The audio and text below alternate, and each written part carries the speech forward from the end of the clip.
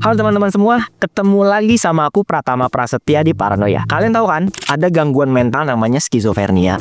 Nah, gangguan ini adalah kondisi di mana penderitanya nggak bisa ngebedain antara dunia nyata dan imajinasi. Mereka bisa tuh tiba-tiba denger bisikan atau suara, atau bahkan ngelihat sosok yang sebenarnya nggak ada. Jadi cuma di pikirannya doang. Kalau dari kalian ada yang mulai ngerasa kayak gitu, ya semoga aja enggak ya. Aku saranin cepet-cepet datang ke psikiater teman-teman ya. Jangan sampai kejadiannya kayak kasus orang ini. Cowok ini bernama Herbert Malin. Dia ini pengidap skizofrenia yang tingkatannya ini udah tinggi. Waktu itu dia dapat bisikan dari ayahnya yang bilang katanya California atau kotanya dia tinggal itu bakalan dilanda gempa bumi dahsyat. Tapi dia dapat bisikan lagi nih dari seseorang kalau dia bisa ngebunuh manusia, gempa tersebut bakalan hilang. Antara 1972 sampai 1973, Herbert undang 13 orang dari mulai pendeta, ibu hamil, dan orang-orang random yang lagi lewat di depan dia. Aku akan ceritain kasus ini ke kalian ya. Teman-teman, ini dia kasus Herbert Malin, pembunuh dengan gangguan skizofrenia. Karena yang menakutkan itu bukan hantu teman-teman ya, tapi manusia yang udah kehilangan akal dan pikiran. Selamat datang di Paranoia, jangan lupa subscribe.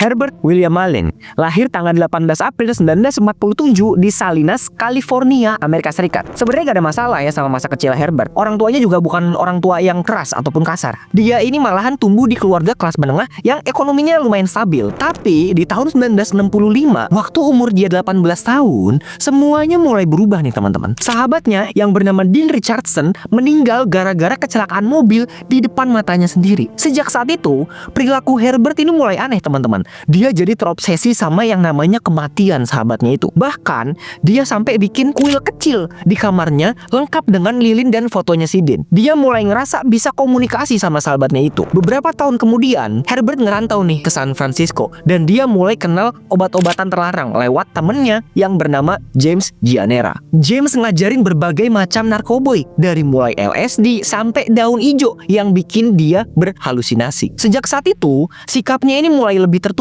dan mulai kasar ke keluarganya nih teman-teman. Di umur dia 21 tahun, perilakunya Herbert ini makin parah. Bayangin ya, sore itu waktu lagi makan malam sekeluarga, dia tiba-tiba niru setiap gerakan dari kakak iparnya nih teman-teman. Kakak iparnya motong daging, nah otaknya si Herbert itu ngikut aja tuh tiba-tiba dia motong daging. Dan dia nggak ada maksud apa-apa, nggak ada maksud buat ngeledek atau caper. Ya karena emang otaknya tuh kayaknya tuh latah aja. Dan ini udah makin parah. Dia ngelihat ibunya nyapu, tangannya ikut gerak nih begini nih. Ayahnya lagi baca koran, dia ikutan megang koran. Padahal gak ada korannya dan gak ada sapunya gitu. Karena sekeluarga ini udah mulai risih, akhirnya si Herbert dibawa ke rumah sakit jiwa. Dari sinilah nih, dia langsung didiagnosis paranoid skizofrenia. Tapi, karena di tahun 1969 ilmu tentang penyakit ini tuh masih jarang, jadinya dia gak dapet penanganan apa-apa teman-teman. Malah dibebaskan. Berkali-kali tuh dia keluar masuk rumah sakit jiwa, tapi halusinasinya gak hilang-hilang, malah tumbuh semakin parah. Dia tuh pernah nih ya, nyiramin keset pakai air,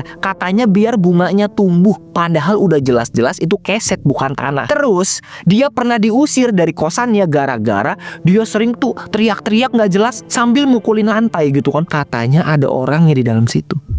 Udah separah itu penyakitnya. Dan satu kehaluan Herbert yang paling berbahaya adalah dia percaya kalau Santa Cruz, kota di mana dia tinggal ini, bakalan dilanda gempa bumi dahsyat teman-teman.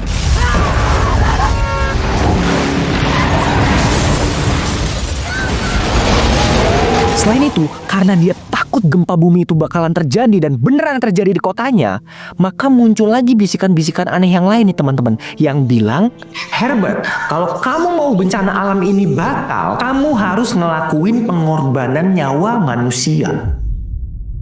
Di tanggal 13 Oktober 1972, Herbert lagi jalan nih sendirian nih, naik mobil dia.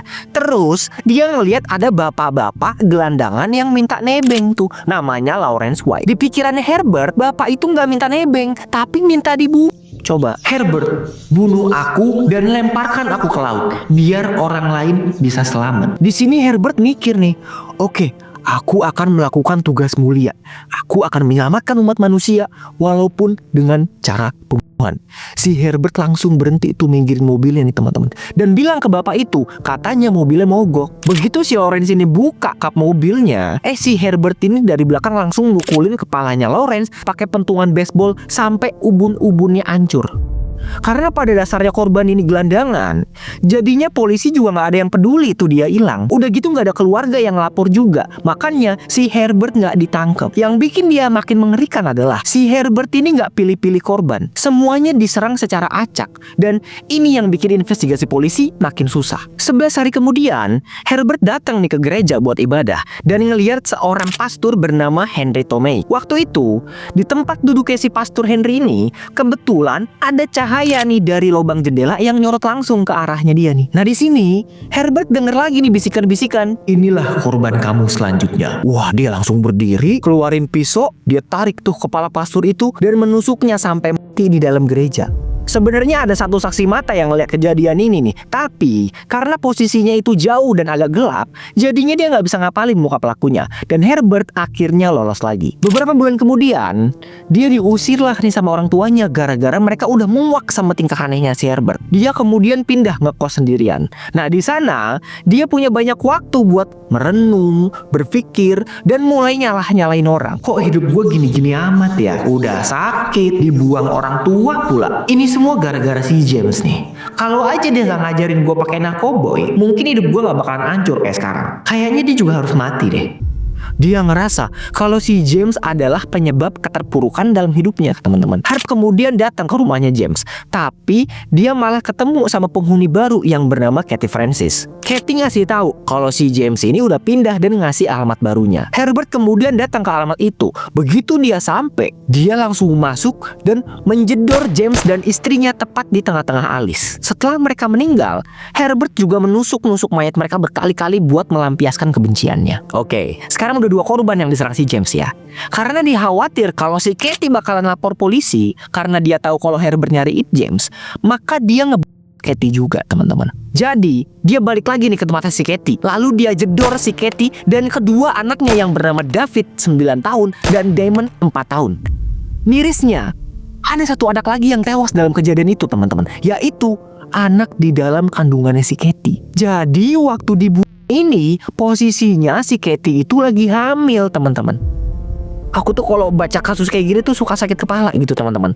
Kok ada ya orang jahat kayak begini? 2 bulan kemudian, di musim dingin pada bulan Januari, Herbert ngelihat ada sebuah tenda kecil nih tengah-tengah taman kota. Di dalamnya ada 4 remaja yang lagi camping. Herbert beranggapan nih kalau kegiatan mereka bisa ngerusak lingkungan. Terus dia usirlah tuh ya kan mereka semua. Kalian mending pergi deh dari sini. Ngotor-ngotorin taman aja. Tapi anak-anak ini nggak mau. Lah ya jelas lah. Gimana perasaan kalian coba? Kalau kalian lagi camping nih, lagi santai, tiba-tiba disuruh pergi sama orang nggak jelas. Ya otomatis nolak dong. Ngapain lu ngusir-ngusir orang? Tapi di pikirannya si Herbert ini beda nih, teman-teman. Dia malah ngeliat kalau anak-anak itu ngomong gini, ya bunuh aja kami semua bang. Herbert langsung oke. Dengan cepat dia ngeluarin senjata dari kantongnya dan menjedor kepala mereka semua nih. Bayangin, dalam 1 hari 4 nyawa manusia hilang. Dari sini, masyarakat Santa Cruz hidup dalam kepanikan nih, teman-teman. Media mulai nyebut wilayah ini sebagai pusat pembunuhan di dunia. Gara-gara di waktu yang bersamaan ada pembunuh lain bernama Edmund Kemper yang juga aktif di lokasi ini. Kalau kalian belum tahu Edmund Kemper, nanti aku ceritain di video aku selanjutnya ya. Kayak yang di awal aku bilang tadi, pembunuhan Herbert itu sangat acak.